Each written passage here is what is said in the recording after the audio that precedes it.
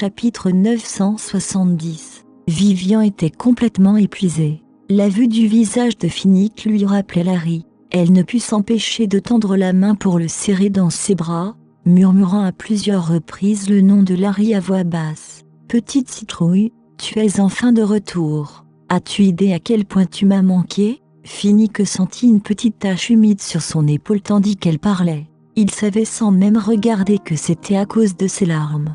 C'était le portrait fidèle d'une mère qui perd son enfant. Dès qu'elle voyait quelqu'un qui lui ressemblait le moins du monde, elle se faisait des illusions en pensant qu'il s'agissait de son enfant. C'était un processus instinctif du cerveau humain d'utiliser une telle méthode pour compenser le chagrin qu'il ressentait. Cependant, si le problème se développait à un stade avancé, le même état serait diagnostiqué comme une maladie mentale. N'ayant pas d'autre choix, Finnick ne pouvait que se faire passer pour Larry et demander d'un ton cajoleur « Alors, on rentre à la maison ?» Vivian hocha la tête, lui permettant de la conduire jusqu'à sa voiture. Lorsqu'ils arrivèrent à la maison, elle était déjà plongée dans un profond sommeil. Ils avaient tous les deux passé toute la journée à marcher et à chercher. Ils étaient épuisés. Une nuit paisible était tout ce qu'ils pouvaient demander. Le lendemain matin, ce fut Vivian qui rompit le silence avec son cri de tristesse. « Ma petite citrouille !» Finnick se réveilla instantanément en sursaut, regardant Vivian avec inquiétude. « Que s'est-il passé ?» demanda-t-il. Il s'attendait déjà à ce qu'elle se réveille abattue, mais en voyant son état, il était complètement perdu. « Finnick, mon fils, il est mort !» Les yeux de Vivian s'écarquillèrent tandis qu'elle le fixait avant de sauter hors du lit rapidement. Finnick se sentait vraiment impuissant en la voyant ainsi. Bien qu'il soit évident qu'elle avait subi un grave coup dur sur le plan mental, il n'avait aucune idée de comment l'aider à surmonter son traumatisme. Trop de choses s'étaient produites en même temps. C'était une occasion unique pour eux de voyager.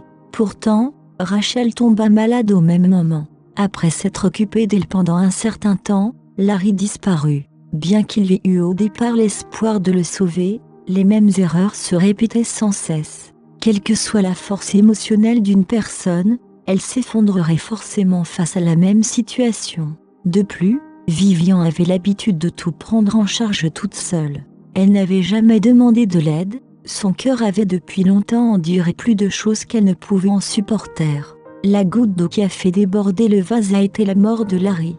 Finnick savait qu'il était en grande partie responsable de cette affaire. Il a donc décidé de l'emmener chez un psychiatre. « Vivian, allons-y, je t'emmène voir Larry », mentit Finnick. Il avait d'abord voulu parler de l'hôpital, mais il craignait qu'elle ne se montre peu coopérative et refuse d'y aller si elle le savait. À l'évocation du nom de Larry, elle hocha immédiatement la tête avec obéissance et partit là où il la conduisait. Elle resta assise tranquillement dans la voiture, impatiente de retrouver son fils. Cependant, lorsqu'ils arrivèrent à l'hôpital, son attitude changea. Finnick sentit naturellement sa résistance mais n'y prêta aucune attention. L'hôpital était son seul recours. Il lui prit la main et la conduisit à l'intérieur du bâtiment.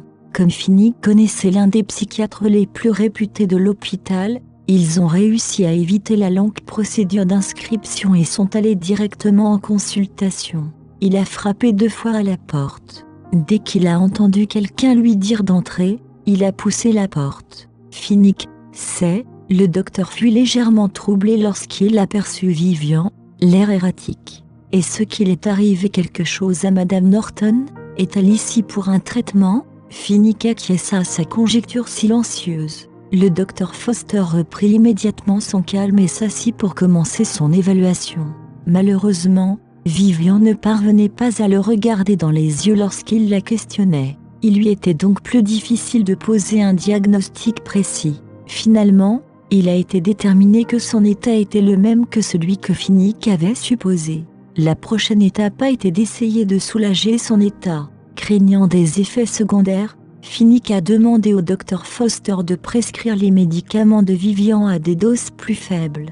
Ils s'assirent ensuite et discutèrent de quelques points à noter concernant son état. Ce n'est qu'après que Finnick fut certain d'avoir tout mémorisé dans son cœur qu'ils partirent. À la porte, Vivian se tourna immédiatement vers lui avec impatience. Chapitre 971. Qu'est-ce qu'il y a demanda Finnick, incertain de ce que Vivian voulait dire par son regard. Il pensait qu'elle se sentait mal quelque part, mais sa réponse le fit sursauter. Petite citrouille, lui demanda-t-elle. Finnick resta un instant perplexe. Il la regarda et dit de la manière la plus convaincante possible, « La petite citrouille n'est pas là. Tant que tu seras obéissante, il reviendra à la maison. » Le docteur Foster lui avait conseillé de la cajoler comme il le ferait avec un enfant, même si elle demandait quelque chose d'impossible.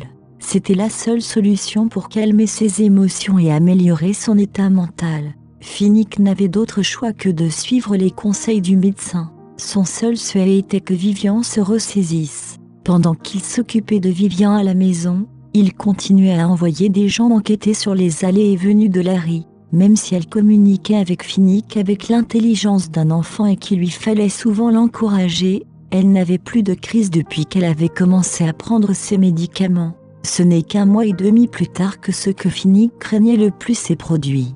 Il l'avait involontairement laissée errer dans un endroit interdit, la chambre de Larry. Je pensais qu'elle irait mieux après un demi-mois de traitement. Il semble que ce ne soit que mon vœu pieux.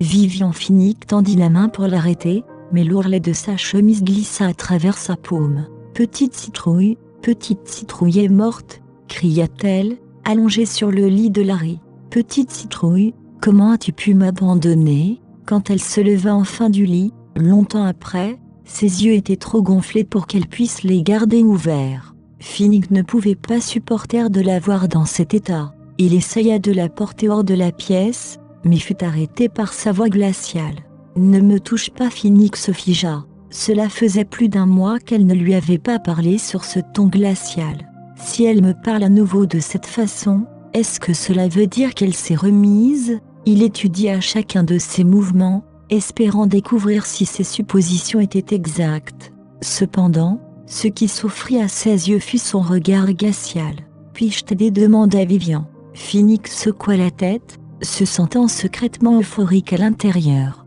Il semblerait qu'elle soit vraiment rétablie.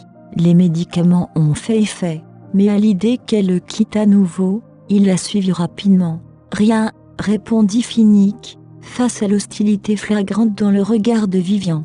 Il était conscient que Vivian qui se tenait devant lui était toujours en colère. Il n'osait donc pas en dire trop, de peur de la faire régresser. « As-tu faim ? Dois-je te préparer quelque chose à manger ?» demanda-t-il. Il lui avait donné à manger pendant qu'elle était handicapée.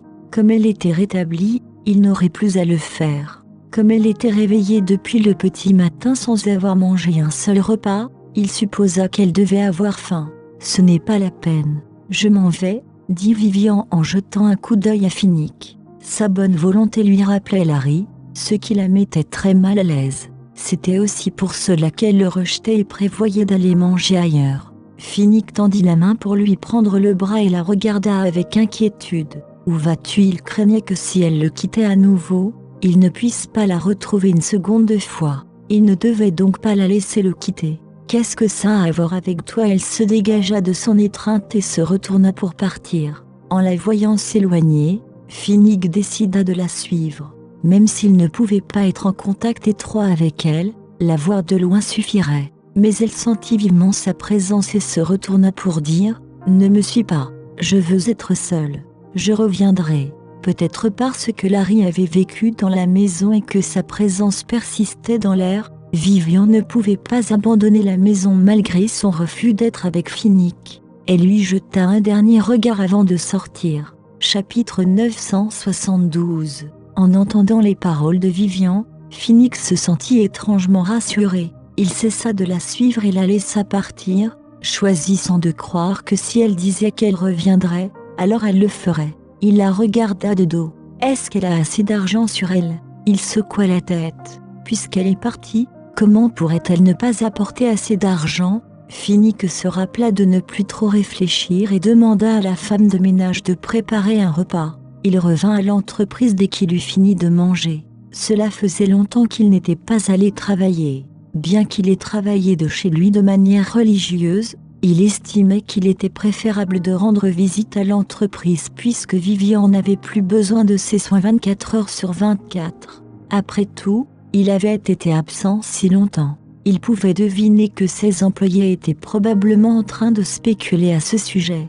S'il devait rester absent, cela créerait un sentiment d'insécurité chez ses employés. Dès qu'il entra dans l'entreprise et qu'il se retrouva dans l'environnement familier du bureau, il se rappela que Vivian et Larry y avaient déjà été. Son cœur se serra de douleur à ce souvenir. « Je suis un homme, je ne peux pas m'effondrer », se rappela-t-il. Monsieur Norton, le salua son assistante, se précipitant vers lui dès qu'elle le vit dans l'escalier. Elle n'avait pas vu son patron depuis longtemps. Bien que les documents de travail lui aient été livrés à domicile, elle avait beaucoup de tâches diverses à régler en son absence. Cela lui avait coûté beaucoup à porter seule. Il n'était pas étonnant qu'elle ait agi comme si elle avait vu le sauveur de sa vie lorsqu'elle avait vu Finnick revenir.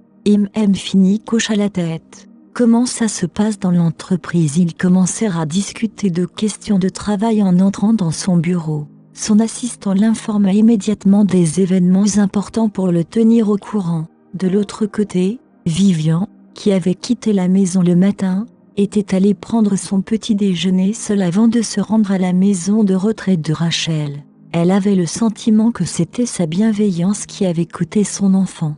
Comme la circulation était fluide, elle a réussi à atteindre sa destination en un rien de temps. La première chose qui l'a accueillie a été la vue de Rachel et Sean assis sur un banc, discutant tranquillement. Après que Finnick ait détruit la porte principale de Sean, ce dernier a emménagé dans la maison de retraite avec Rachel. En apparence, il prétendait rester là pour s'occuper de Rachel. Cependant, il ne s'en servait que comme excuse parfaite pour emménager dans l'établissement. Lorsque le couple a remarqué l'arrivée de Vivian, la température dans la pièce a immédiatement semblé plus fraîche de quelques degrés. « Pourquoi es-tu ici ?» demanda Sean d'un ton prudent. Puisqu'elle était capable de tuer Evelyn d'une balle, on ne peut pas savoir ce qu'elle pourrait nous faire. Mais Sean s'était complètement trompé. Vivian n'était pas le genre de personne à se salir les mains en ôtant la vie à quelqu'un. C'était Finnick qui en était capable. De plus, c'était Evelyn qui avait récolté ce qu'elle avait semé. Même si elle était morte, la police n'aurait pas grand-chose à dire non plus. Cependant, si Vivian devait s'en prendre à Sean, elle devrait sans aucun doute faire face à la loi. Cela ne vaudrait pas la peine de sacrifier son avenir pour des racailles comme eux. Au lieu de cela, elle prévoyait d'utiliser la méthode la plus cruelle pour les torturer tous les deux, car vivre dans la misère était une bien meilleure punition que de les voir mourir d'une mort rapide. Vivian voulait qu'il sache précisément ce que signifiait œil pour œil. Elle n'était plus une personne miséricordieuse. Tout ce qui lui devait, elle était déterminée à les obliger à le lui rembourser. « Pourquoi suis-je ici ? Pourquoi ne te demandes-tu pas ce que tu as fait ? Sinon, pourquoi serais-je ici ?» Vivian haussa un sourcil, amusé par leurs questions. « Même si vous êtes tous les deux ici, c'est moi qui paie la facture. Hormis ce petit lit, tout, de la maison de retraite aux médicaments de Rachel, est à ma charge. De quel droit m'interrogez-vous ? Nous n'avons rien fait d'autre que de faire respecter la justice, » a déclaré Sean avec égoïsme, la tête droite. L'expression de Vivian passa rapidement de l'indifférence à la moquerie. « Oh, vous défendez la justice ? C'est noble de votre part. » En regardant leur visage, Vivian ne se donna plus la peine de leur parler avec désinvolture, car elle savait qu'il valait mieux passer des paroles aux actes. Chapitre 973. Rachel Williams, ne me blâme pas pour ça. C'est ta fille décédée qui est à blâmer, dit Vivian, ne se souciant plus du lien mère-fille qu'elle partageait. Vivian lui avait donné de nombreuses chances parce qu'elle l'avait élevée. Cependant, comme elle était complice de ce qui était arrivé à Larry, elle allait simplement lui rendre l'appareil. Cela dit, Vivian a appelé le directeur et a commencé à poser quelques questions. « J'aimerais savoir combien d'argent il reste à Rachel Williams habituellement. Les maisons de retraite demandent un paiement mensuel. Mais comme Vivian trouvait cela gênant, elle a payé une année de mensualité à l'avance. Voyons combien il en reste. Environ 10 000, répondit le directeur. Comme la maison de retraite était située dans un endroit isolé, doté d'installations de pointe et surtout de la suite luxueuse dans laquelle vivait Rachel, les frais étaient exorbitants. Dans ce cas, remboursez-moi, je mets fin au séjour. Ce qui se passera après ne regarde qu'elle. Vivian voulait prendre tout ce qu'elle avait donné à Rachel et voir comment elle pourrait survivre sans eux. Par le passé, tu voulais pouvoir compter sur ta fille biologique, mais elle s'est révélée peu fiable. Tu me sacrifies même, moi qui paie pour ton style de vie matérialiste, en échange de ta fille. Dans ce cas, il est temps pour toi de goûter à ce que sera la vie sans moi. En entendant cela, Shan savait qu'il était condamné. Je viens tout juste d'obtenir mon diplôme. Maintenant que je n'ai plus d'autre endroit où vivre, que suis-je censé faire? Où dois-je aller? Suis-je censé rentrer chez moi? Il secoua la tête. Non, c'est trop embarrassant. Je vais déposer tes médicaments ici. Une fois que tu les auras finis, tu devras te débrouiller toute seule. Si tu peux, demande à ta fille biologique de t'en acheter et je t'ai tout fourni, mais tu préfères ta fille biologique. Si c'est le cas, ne me reproche pas d'être impitoyable. Non, tu ne peux pas faire ça, hurla Rachel, se sentant extrêmement démoralisée d'avoir tout pris. Vivian Morrison, tu as complètement perdu la raison. Tu vas recevoir des représailles pour ça. Comme elle ne pouvait pas supplier Vivian, elle ne pouvait que recourir à la violence verbale, espérant que Vivian le regretterait. Shan était affalé sur le sol, sans avoir le droit d'exprimer son opinion. Ce n'était pas sa propriété et il ne payait pas de loyer. Il avait réussi à y vivre uniquement grâce à quelques excuses. Oh, je vais recevoir une rétribution? Très bien. Passe-moi les médicaments. Alors Vivian tendit la main et regarda le médicament que Rachel tenait. Elle savait que Rachel ne pourrait pas vivre sans eux. Rachel serrait fort le flacon de médicaments comme si sa vie en dépendait. Voyant cela, Vivian ricana. Les humains sont vraiment égoïstes. Elle rit avant de se retourner pour partir, les clés de sa voiture en main. Shan et Rachel regardèrent la voiture s'éloigner au loin, incapables de reprendre leurs esprits pendant longtemps. Tout avait été trop brusque et les avait complètement pris au dépourvu. À ce moment-là, Shan a décidé de partir. À l'époque, il s'était contenté de Rachel parce qu'il avait besoin d'un toit au-dessus de sa tête. Puisque Rachel était restée sans rien, il n'avait plus aucune raison de rester. Après tout, Evelyn n'avait jamais aimé sa mère de son vivant. Où vas-tu? Shan. Rachel eut un mauvais pressentiment en voyant Shan partir. Son cœur battait fort contre sa poitrine. Est-ce qu'il m'abandonne? Je m'en vais. Bonne chance à toi, annonça Shan sans détour. Il ne prit même pas la peine de se retourner, se contentant de faire un geste de la main en s'éloignant. En voyant le changement radical dans son attitude, Rachel fut stupéfaite, ayant l'impression qu'elle avait du mal à reprendre son souffle. Où puis-je aller avec mes problèmes de mobilité?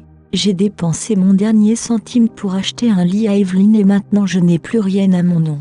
Je ne peux même pas me permettre mon prochain repas. Voyant que Rachel était toujours agenouillée à l'entrée, les autres résidents de la maison de retraite ont senti que c'était de mauvais augure. Ils avaient hâte de la chasser. Elle avait déjà provoqué une tempête dans la maison de retraite lorsque sa fille était décédée quelques jours auparavant. Même si les résidents étaient mécontents, ils ne pouvaient rien faire car elle était une résidente payante comme tout le monde. Cependant, les choses avaient changé. Les résidents souriaient en échangeant un regard. Ils pouvaient enfin se débarrasser d'elle. Chapitre 974. Dépêche-toi et pars. Tu portes vraiment la poisse. Ouais, dégage. Ce n'est pas un endroit où tu appartiens. Rachel sortit en titubant de la maison de retraite pour tenter de préserver sa dignité.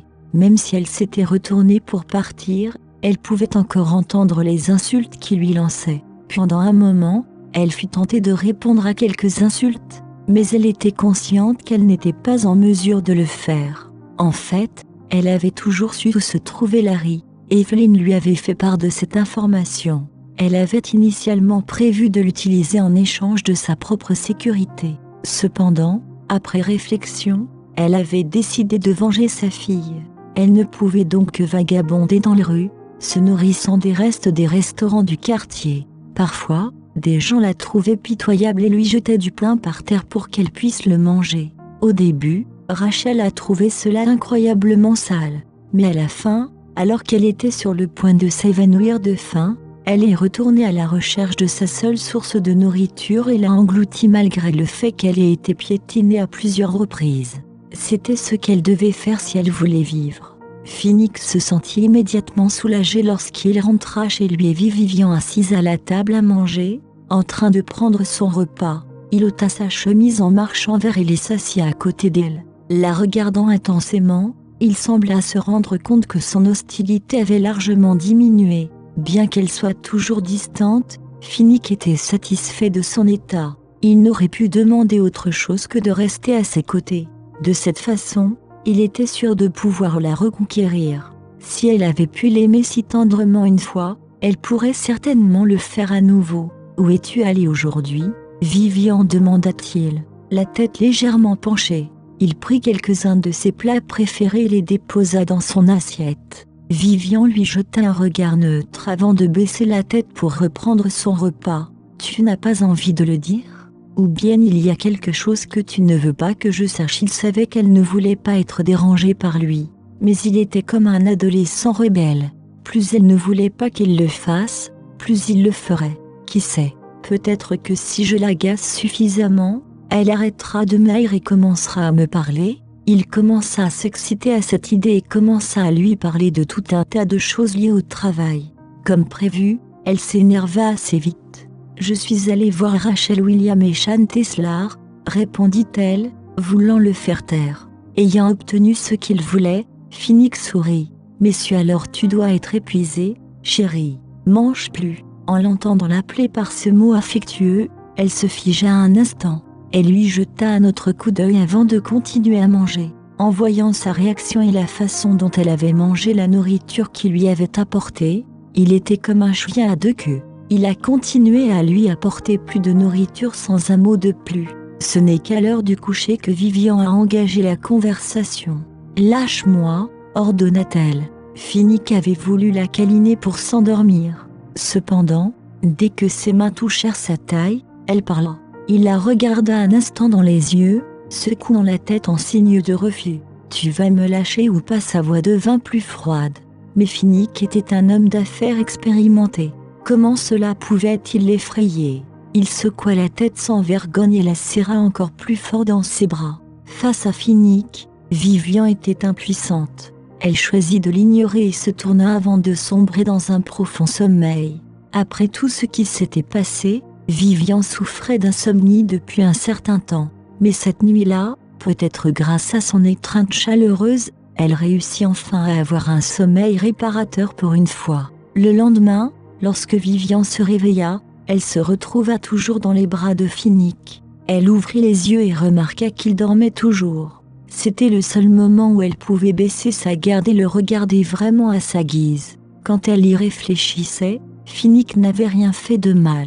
Il l'avait simplement choisi à sa place. Mais d'une manière ou d'une autre, elle n'arrivait pas à trouver la force de pardonner à cet homme. C'était le plus grand obstacle dans son cœur. Chapitre 975. Qu'est-ce que tu regardes ? Phoenix se retourna et roula au-dessus d'elle d'un mouvement rapide, la regardant fixement. Il était éveillé depuis un bon moment et avait senti son regard perçant.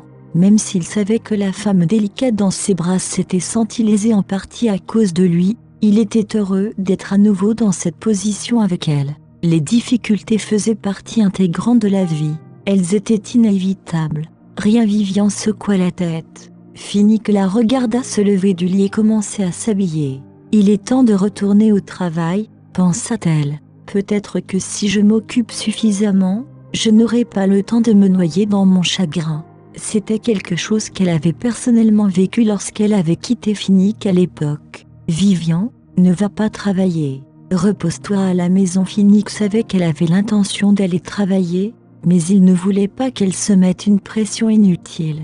Son cœur se serrait, sachant que c'était sa façon de continuer à fonctionner. Bien qu'il aurait souhaité qu'elle n'essaie pas de réprimer ses sentiments, il savait qu'il n'y avait aucun moyen de la faire changer d'avis une fois qu'elle avait un objectif en vue. Il cessa donc de la persuader et espéra en silence qu'elle pourrait apprendre à devenir plus forte. Même s'il lui était tout aussi difficile d'oublier Larry, ils devaient apprendre à continuer leur vie. Après le petit déjeuner, Vivian avait l'intention de se rendre au travail en voiture. Lorsqu'elle se dirigea vers la porte d'entrée, elle vit une voiture garée devant elle, La vitre s'est baissée pour révéler le visage de Finnick. C'est alors qu'elle comprit pourquoi il avait sauté le petit déjeuner. Finnick regarda Vivian immobile et klaxonna pour lui faire signe de monter. Malgré son refus de se laisser guider par lui, son cœur s'adoucit lorsqu'on lui rappela qu'il avait sauté son repas pour elle. Elle soupira, se dirigea vers le côté passager et prit le siège avant. « Comment s'est passé le petit déjeuner ?» demanda-t-il pour bavarder un peu.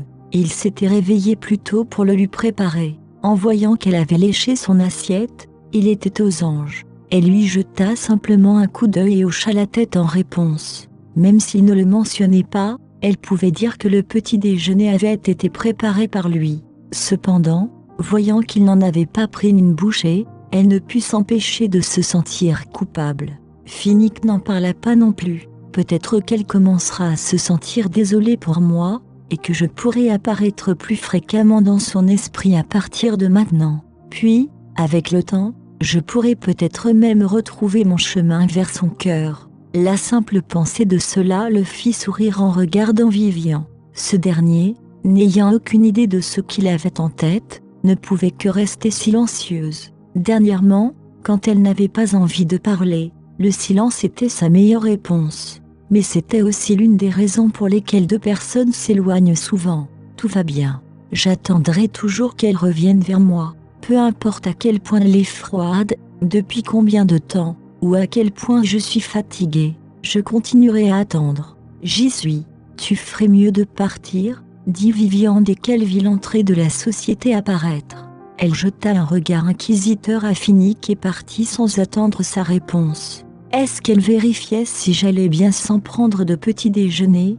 Sauter le petit déjeuner était une mauvaise habitude. Elle s'était toujours inquiétée depuis qu'elle avait découvert qu'il avait développé des problèmes d'estomac au cours des années où il avait bâti sa carrière. Il se rendit compte qu'elle n'avait pas cessé de s'inquiéter pour lui et fut ravi. Il se rendit dans un restaurant voisin et mangea son repas seul, les yeux rivés sur une photo d'elle sur son téléphone. Chapitre 976. Mais l'humeur de Vivian s'est immédiatement dégradée dès son arrivée dans l'entreprise. Elle a vu quelqu'un qui l'a incroyablement dégoûtée, un douloureux rappel de son chagrin. Cette personne était Shan Teslar, qui s'était retrouvé sans abri après l'avoir rencontré la nuit précédente. N'ayant nulle part où aller, il avait passé la nuit dans un cybercafé avant de se rendre à l'entreprise le lendemain matin. Peu importe à quel point tu es arrogant, tu n'es qu'une employée insignifiante. Et alors si tu es mon mentor ? Il lança un regard idiot à Vivian alors qu'elle passait devant lui. Vivian sourit en voyant l'air pompeux sur son visage. La plupart des gens dans l'entreprise de magazine savaient que Finnick était leur patron. Shan n'en avait vraiment aucune idée. Peut-être parce qu'il est nouveau, elle l'ignora, se dirigea directement vers le bureau de la rédactrice en chef et frappa à la porte. Elle jeta un coup d'œil à la montre qu'elle portait au poignet, sachant que la rédactrice en chef serait arrivée au travail à cette heure-là.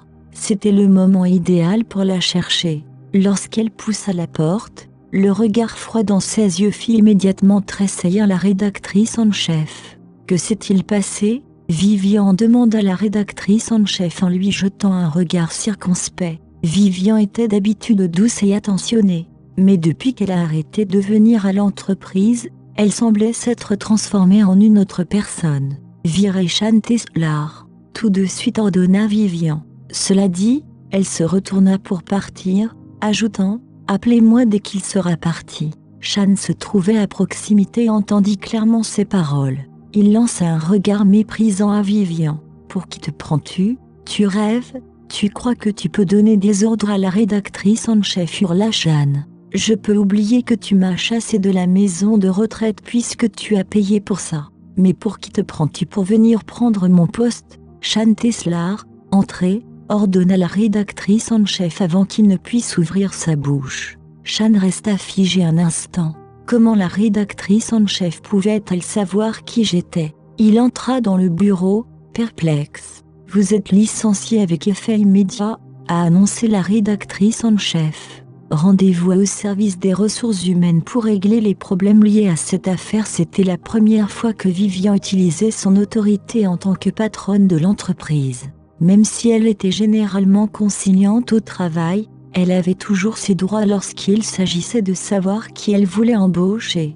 Toi, pourquoi Shan n'en croyait pas ses yeux? Tout ça à cause de cette garce? La rédactrice en chef secoua la tête. Elle comprit enfin pourquoi Vivian lui avait ordonné de faire cela. Comment quelqu'un peut-il parler avec un tel manque de classe? Est-ce que la femme du président est quelqu'un que l'on peut réprimander? Elle le regarda froidement. Elle admirait vraiment Vivian et le président du fond du cœur. Par conséquent, chaque fois qu'elle entendait quelqu'un dénigrer Vivian, elle ne pouvait s'empêcher de s'indigner et de la défendre. L'épouse du président Shan se figea. Pas étonnant qu'elle ait osé se comporter comme si tout le monde lui devait de l'argent. Tout ça parce qu'elle est l'épouse du président. Shan était toujours abasourdi alors qu'il se dirigeait vers l'entrée de l'entreprise. Vivian, Shan Teslar a été renvoyé. Vous pouvez revenir à tout moment, a informé la rédactrice en chef. Bien qu'elle ne parlait pas sur un ton obséquieux, c'était comparativement plus doux que d'habitude. Très bien. Merci, madame la rédactrice en chef. Vivian raccrocha le téléphone et monta à l'étage. Elle avait passé son temps au café situé en dessous du bureau, confiante que la rédactrice en chef traiterait l'affaire rapidement. Mais le monde était petit. Ils se sont croisés au moment où Vivian revenait. Faisant comme s'il n'existait pas, elle s'est redressée et est passée devant lui, mais l'a entendu murmurer « Vivian, je t'ai sous-estimé ». Elle haussa simplement un sourcil, sans faire de commentaire, alors qu'elle montait les escaliers. Lorsqu'elle revint, tout le monde la regardait avec des yeux scrutateurs. Mais elle n'était pas du genre à se recroqueviller devant cela. Elle s'assura de fixer chacun d'eux droit dans les yeux jusqu'à ce qu'il détourne le regard. Ce n'est qu'une fois de retour à son bureau qu'elle se rendit compte du temps qu'elle avait perdu. Au moment où elle allait commencer son travail, la voix de Paris se fit entendre. Chapitre 977. Vivian, Sava. Paris était consciente de ce qui était arrivé à Vivian. Cependant, elle n'était pas très douée avec ses mots et ne savait pas comment aborder le sujet. Par conséquent, elle ne pouvait que demander avec prudence. Je vais bien. Vivian ne réalisa combien de temps s'était écoulé depuis la dernière fois qu'elle avait vu Paris qu'en remarquant l'inquiétude dans ses yeux. Elle se força à sourire avant de caresser doucement la tête de Paris. Tandis que Vivian reprenait son travail, de l'autre côté, Finnick venait de recevoir une notification du service des ressources humaines concernant le licenciement de Shan. Il plissa les yeux. Il n'avait pas réalisé qu'il était passé entre les mailles du filet. Il a ordonné à ses subordonnés de sévir contre Shan, inscrivant son nom sur une liste noire du secteur des affaires. Le groupe Finor actuel étant classé parmi les 10 premières entreprises du pays, peu d'entreprises oseraient aller à leur rencontre. Puisque tu nous as provoqués, je vais te le faire regretter et te le faire payer cher. Bien que Shan ne soit qu'un complice, Finnick estimait que ses méthodes étaient déjà considérées comme plutôt douces. Au cours des mois qui suivirent, en plus de passer ses journées au travail, Vivian continua à chercher où se trouvait Larry, sans grand espoir. Même si elle savait qu'elle cherchait une aiguille dans une botte de foin, elle ne pouvait pas se laisser décourager. Vivian, aimerais-tu venir déjeuner chez moi? Demanda Paris. Bien que Bénédicte soit au courant de l'état de Vivian, il craignait de lui parler de quelque chose de mal et de la teaser. C'est pourquoi il ne l'avait pas invitée chez lui depuis un moment. Finalement, c'est grâce à l'insistance de Paris qui a convaincu Bénédicte que cela lui remonterait le moral. Très bien. Vivian hocha la tête. Cela faisait longtemps que je n'avais pas vu Bénédicte. Cependant, ce qu'elle ne savait pas, c'est que Bénédicte l'avait vue alors qu'elle n'était pas dans le bon état d'esprit. À ce moment-là, il se sentait faible lorsqu'il la voyait dans cet état. Tout ce qu'il pouvait souhaiter, c'était que le médicament fasse son effet pour qu'elle puisse se rétablir. Dès que Paris entendit l'accord de Vivian, elle lui raconta avec joie ce qui se passait avec Bénédicte. Vivian l'écouta attentivement. Bien que son humeur n'était pas au beau fixe, elle gardait toujours une attitude positive devant la personne qui était son amie et sa belle-sœur. Après avoir discuté un moment, Paris a regardé l'heure et a pensé qu'il serait trop tard s'ils attendaient pour finir le travail. Par conséquent, elle a entraîné Vivian avec elle pour qu'elle s'absente du travail ensemble. Si cela avait été le cas dans le passé, Paris n'aurait jamais agi de la sorte. Cependant, pour la sécurité de Vivian, elle était prête à tout donner. Sinon, des accidents pourraient se produire si elle restait dehors trop tard. Vivian savait ce que Paris pensait. En partant, elle fit signe à la rédactrice en chef par la fenêtre. C'était mieux que de se faire gronder le lendemain. Vivian, c'est la première fois que je sèche le travail. Je ne m'attendais pas à ce que ce soit aussi excitant, dit Paris en riant. Elle avait toujours été une enfant studieuse. Même lorsqu'elle était étudiante, elle n'avait jamais fait de faux pas et était arrivée à l'heure à tous les cours. La première fois qu'elle faisait quelque chose de rebelle, c'était sans aucun doute une sensation étrange pour elle. En regardant l'expression de Paris, Vivian rigola. Cela faisait longtemps qu'elle n'avait pas ri sincèrement. Penser que c'était Paris qui parviendrait à lui en soutirer un. En voyant le sourire sur son visage, Paris l'entraîna joyeusement avec elle. « Qu'est-ce que tu fais ?» Vivian vit que Paris essayait toujours de la tirer par le bras pendant qu'elle marchait. « Oh, j'avais oublié que tu conduisais. » Paris se gratta la tête d'un air gêné avant de faire signe à Vivian de prendre sa voiture pendant qu'elle attendait. En voyant le Paris confuse, Vivian ne put s'empêcher de secouer la tête en se dirigeant vers le parking pour récupérer son véhicule. Là, un SUV apparemment flambant neuf attira son attention.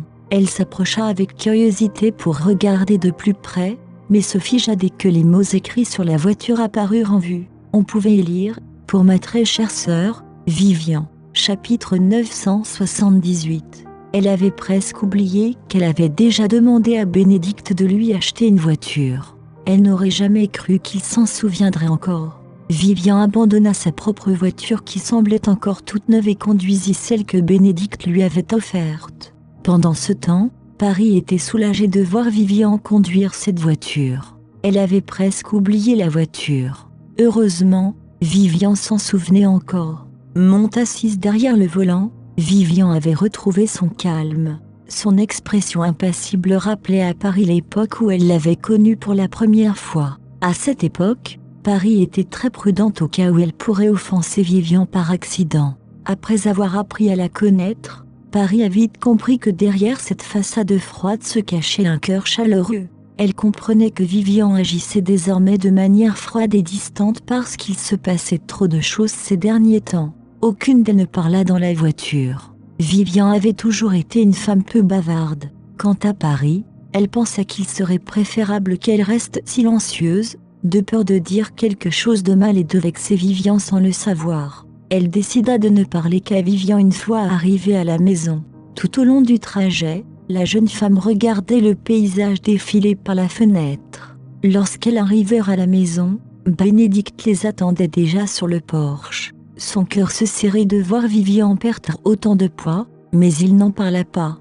La présence de Vivian était destinée à lui remonter le moral, pas à la contrarier davantage. D'une voix enjouée, Bénédicte s'exclama « Vivian, tu as conduit la voiture que je t'ai offerte au début ?» Il craignait que Vivian n'accepte même pas le cadeau. Il était content de la voir conduire. Vivian hocha la tête. « Merci pour la voiture, Ben » Puis elle suivit Bénédicte dans la maison. Bénédicte avait préparé le repas. En fait, la cuisine de cet homme était bien meilleure que celle de Finnick. À l'époque, il recherchait de nouvelles recettes et des vidéos de cuisine pour améliorer sa cuisine. C'est Bénédicte qui a préparé le copieux repas pour Vivian.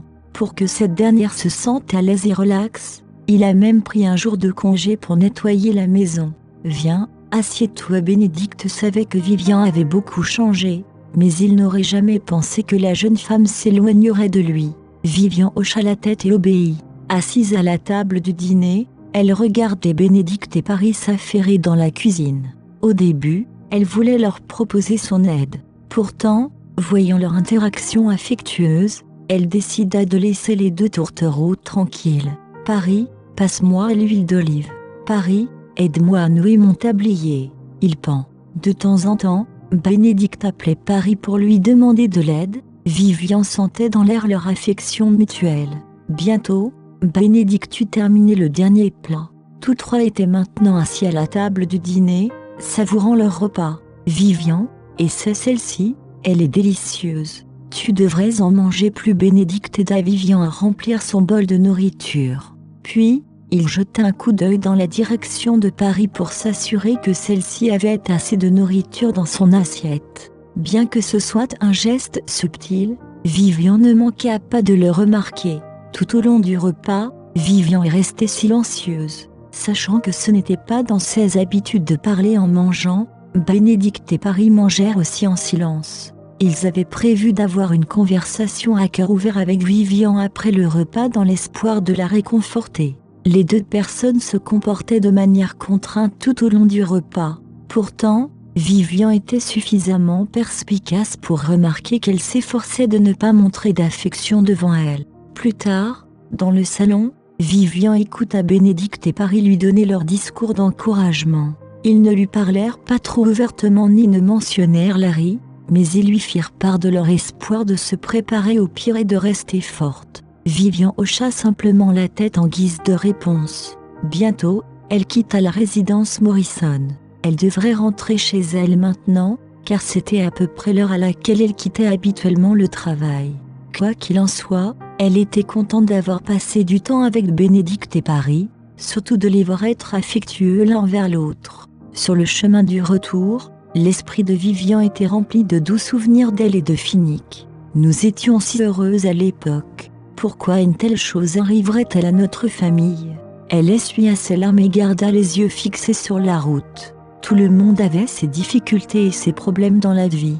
Elle devait rester forte pour éviter de devenir un fardeau pour sa famille et ses amis. Chapitre 979. Vivian avait prévu de rentrer chez elle. Alors qu'elle conduisait, son esprit était hanté par des pensées qui défilaient. Avant même de s'en rendre compte, elle était arrivée à l'entreprise de Finnick. Elle jeta un coup d'œil à sa montre. Il restait 10 minutes avant que les employés ne partent. Comme le groupe Finor et la société de magazines étaient tous deux sous la direction de Finnick, ils avaient le même délai de retrait. Vivian sortit de la voiture et entra dans le bâtiment de l'entreprise. La réceptionniste était l'une des rares à savoir qu'elle était la femme du président. Voyant l'expression froide de Vivian, elle demanda humblement « Madame Norton, puis-je vous aider ?» Il semble que Madame Norton soit de mauvaise humeur. Tous les employés étaient conscients que le bureau du président était entouré d'une atmosphère sombre ces derniers temps. Pourtant, ils n'avaient aucune idée de ce qui se passait. Vivian jeta un coup d'œil à la réceptionniste. « Ce n'est pas nécessaire. » Merci. Sur ce, elle monta à l'étage. Sa présence n'attira pas beaucoup l'attention dans le bureau. Les employés savaient seulement que Vivian était une visiteuse fréquente de leur entreprise, mais ils n'avaient pas la moindre idée de son identité. Ils n'ont donc jeté qu'un coup d'œil à Vivian avant de continuer leur travail. Inexplicablement, cela a déclenché des émotions négatives chez Vivian. Finnick pouvait gérer une entreprise aussi énorme et discipliner ses employés, mais il ne pouvait même pas prendre soin de sa famille. Notre vie de famille est un désastre maintenant. À ce moment-là, l'assistante de Finnick s'est approchée d'elle et l'a saluée. « Bonjour, Madame Norton. » Vivian hocha la tête. « Salut, j'attends Finnick. » Ayant étudié la psychologie auparavant, l'assistante a pu constater que Vivian semblait réticente à se rendre au bureau de Norton. Ainsi, au lieu de la conduire directement au bureau, elle lui a demandé « Voulez-vous que je vous amène au bureau de Monsieur Norton ? Ce n'est pas nécessaire. Je ne veux pas le déranger, alors je vais l'attendre ici. » En entendant cela, l'assistante lui a apporté un verre d'eau avant qu'elle ne termine son travail. Lorsque les employeurs ont fini de travailler, le bureau s'est rapidement vidé. Vivian avait attendu un bon moment, mais Finnick était toujours introuvable. Finnick quitte généralement le bureau à l'heure. Que fait-il à l'étage dans son bureau? En proie à des doutes, elle monta à l'étage et colla ses oreilles contre la porte du bureau du président. Pourtant, elle n'entendit aucun bruit. Vivian commença à douter qu'il y ait quelqu'un dans le bureau. Après avoir réfléchi un moment, elle poussa la porte et ne trouva personne. À ce moment-là, elle entendit un bruit venant de l'intérieur de la salle de repos, à peine audible. Elle entra dans la pièce et fut immédiatement envahie par la gêne de voir Finnick se changer. Avant qu'elle ne puisse partir, l'homme l'avait attrapée par la taille et l'avait plaquée contre le lit. « Vivian, es-tu ici parce que je t'ai manqué ?» Le cœur de Vivian battait fort à cause de la chaleur du corps de l'homme. Pendant ce temps, Finnick enfouissait son visage dans son cou et respirait son parfum corporel, attendant sa réponse. Finnick, Lève-toi. Vivian se sentit gênée. C'était comme si elle avait été prise en flagrant délit alors qu'elle jetait un œil. Finnick fit ce qu'elle lui avait dit, sachant qu'elle pourrait se mettre en colère s'il ne le faisait pas. C'est alors que Vivian remarqua les yeux injectés de sang de l'homme, mais elle n'en dit rien. Jetant un coup d'œil sur la pièce, elle dit « Tu peux te changer. Je t'attends dehors » et elle laissa l'homme seul.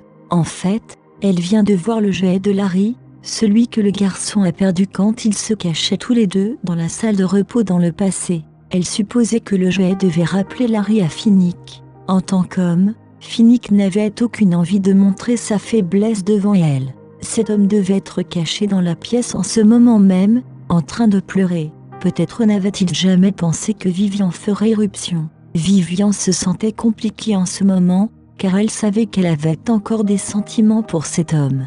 Pourtant, elle ne voulait pas s'approcher de lui, de peur que cela ne lui rappelle Larry. Elle savait que Finnick souffrait autant qu'elle. C'était juste que l'homme ne montrait jamais sa tristesse. Néanmoins, elle ne pouvait pas se résoudre à être avec lui comme il l'avait fait dans le passé, faisant comme si de rien n'était. Pendant ce temps, Finnick sortit de la salle de repos et vit Vivian plongée dans ses pensées. « Qu'est-ce qui ne va pas ? À quoi penses-tu en ce moment ?» demanda Finnick en l'entourant de ses bras. Vivian leva les yeux, le fixant du regard tout en s'efforçant de réprimer sa tristesse. Il semblait que l'homme s'était ressaisi, la rougeur autour de ses yeux ayant disparu. Pourtant, en regardant son visage, Vivian pouvait trouver des traces de pleurs. « Je l'ai mal compris tout le temps. Cet homme ne pleurerait jamais devant moi, mais il est aussi triste et misérable que moi.